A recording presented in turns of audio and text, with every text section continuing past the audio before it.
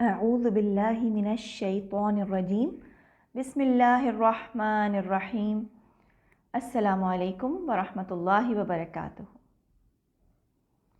Lesson number 8 الحلق۔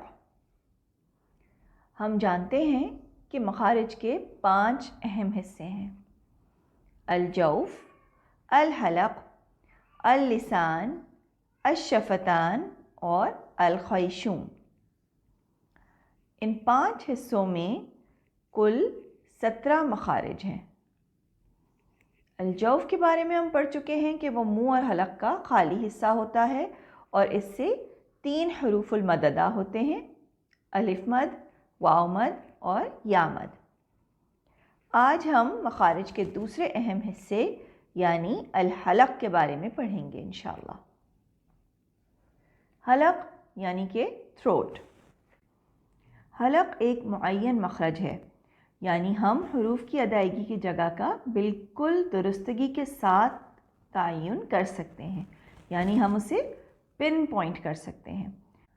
چنانچہ حلق ایک مخرج المحقق ہے۔ تصویر نمبر 1 میں حلق کو نیلے رنگ سے ظاہر کیا گیا ہے۔ جس حصے کو نیلے رنگ سے ظاہر کیا گیا ہے اس پورے حصے میں کل 3 مخارج ہیں، یعنی حلق میں کل 3 مخارج ہیں جن میں سے 6 حروف ادا ہوتے ہیں۔ کل 3 مخارج ہیں جن میں سے کل 6 حروف ادا ہوتے ہیں۔ نمبر 1 اقصى الحلق، نمبر 2 وسط الحلق اور نمبر 3 ادنى الحلق۔ تصویر میں واضح طور پہ ہمیں یہ تینوں مخرج نظر آ رہے ہیں۔ سب سے پہلے اقصى الحلق، حلق کا دور والا حصہ۔ اقصیٰ عربی میں دور کے لیے استعمال ہوتا ہے۔ اقصى الحلق دراصل حلق کا نچلا حصہ ہے جو منہ سے دور اور سینے سے قریب ہوتا ہے۔ اس کو منہ سے فاصلے کی مناسبت سے اقصیٰ یعنی دور کہتے ہیں۔ اقصى الحلق سے 2 حروف ادا ہوتے ہیں: حمزہ اور ہا۔ یہ ہا 2 چشمی ہا یا گول والی ہا ہے۔ کسی بھی حرف کے مخرج کا بالکل عین مقام یا ایگزیکٹ لوکیشن معلوم کرنے کا بہترین طریقہ یہ ہے کہ اس حرف کو ساکنہ کر کے اس سے پہلے حمزہ لگا کر اس کو کوئی حرکت دے دی جائے۔ جیسے کہ اگر ہا کا مخرج معلوم کرنا ہے تو ہا سے پہلے حمزہ پر فتحہ لگا دی جائے اور پھر اس کو پڑھا جائے، جیسے کہ آہ، یا خود حمزہ سے پہلے بھی اگر حمزہ لگائی جائے تو ہم اس کو پڑھیں گے۔ جہاں پر اس حرف کی آواز رک رہی ہو وہی اس حرف کا ایگزیکٹ مخرج ہے۔ حمزہ کی آواز یعنی کہ حلق کے نچلے حصے میں رک رہی ہے۔ یہاں یہ بات ایک بار پھر واضح کر دی جائے کہ حمزہ ساکنہ کر کے اس سے پہلے ایک اور حمزہ لگا کر اس کو ہم نے فتحہ دیا ہے جبکہ اگر ہم ہا سے پہلے حمزہ لگائیں اور اس پہ فتحہ دیں تو اس کی آواز حلق کے نچلے حصے اور پھر اس سے نیچے سینے کی طرف جاتی ہوئی محسوس ہوتی ہے۔ چنانچہ ہمیں معلوم ہوتا ہے کہ حمزہ اور ہا دونوں کا مخرج حلق کا نچلا حصہ ہے۔ کسی بھی 2 حروف کا مخرج اگر ایک ہو تو ان میں فرق حروف کی صفات سے کیا جاتا ہے۔ چنانچہ حمزہ اور ہا کا مخرج تو ایک ہے مگر ان کی آواز میں فرق ہے۔ حمزہ کی ادائیگی میں ہوا نہیں ہے جبکہ ہا کی ادائیگی میں ہوا بھی شامل ہوتی ہے۔ اس کے بارے میں تفصیل ہم انشاءاللہ صفات الحروف کے چیپٹر میں پڑھیں گے۔ ابھی بس یہ ذہن میں رکھ لیجئے کہ ایک ہی مخرج سے ادا ہونے کے باوجود 2 حروف کی آواز میں فرق ہوتا ہے جو کہ اس حرف کی صفات کی وجہ سے ہوتا ہے۔ اسی لیے نہ صرف مخارج بلکہ صفات کا بھی بہت اچھے طریقے سے جاننا، سمجھنا اور ان کا درست استعمال ضروری ہے۔ تو اقصى الحلق سے 2 حروف ادا ہوتے ہیں: حمزہ اور ہا۔ نمبر 2 حلق کا دوسرا مخرج وسط الحلق۔ وسط یعنی درمیان۔ وسط الحلق یعنی حلق کا درمیانی حصہ۔ اس سے بھی 2 حروف ادا ہوتے ہیں، عین اور ہا۔ ان دونوں حروف کے مخرج کو بھی اسی طرح معلوم کیا جا سکتا ہے، یعنی کہ ان کو ساکن کر کے اور ان سے پہلے حرکت لگا کر ان کا درست مخرج معلوم کیا جا سکتا ہے۔ جیسے کہ عین کے لیے اگر ہم عین کو ساکنہ کرتے ہیں اور اس سے پہلے حمزہ پر فتحہ لگا دیتے ہیں تو اس کو اع پڑھا جائے گا۔ اسی طریقے سے اگر ہم ہا کے اوپر بھی ساکن لگا کر اور اس سے پہلے فتحہ لگا دیتے ہیں تو اس کو اح پڑھا جائے گا۔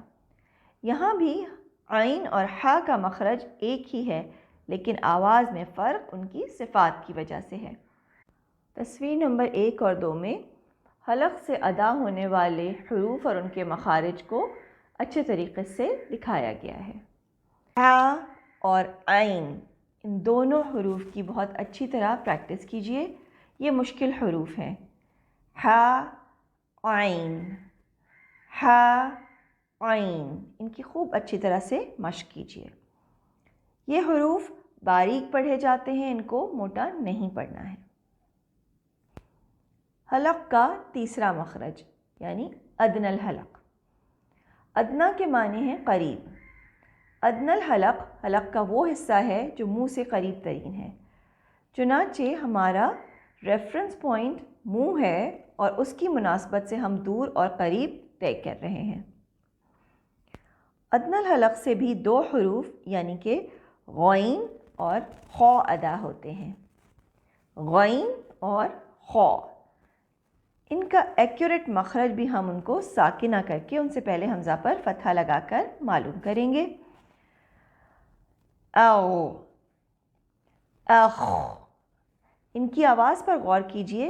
او میں غین کی آواز حلق کے اوپر کے حصے میں کچھ دیر جاری رہتی ہے۔ اخ، خا کی آواز بھی حلق کے اوپری حصے میں جاری رہتی ہے، مگر اس کے ساتھ ساتھ منہ سے ہوا بھی باہر آتی ہے۔ یہ ہوا کا آنا اور آواز کا جاری رہنا ان حروف کی کیریکٹرسٹکس یا صفات ہیں،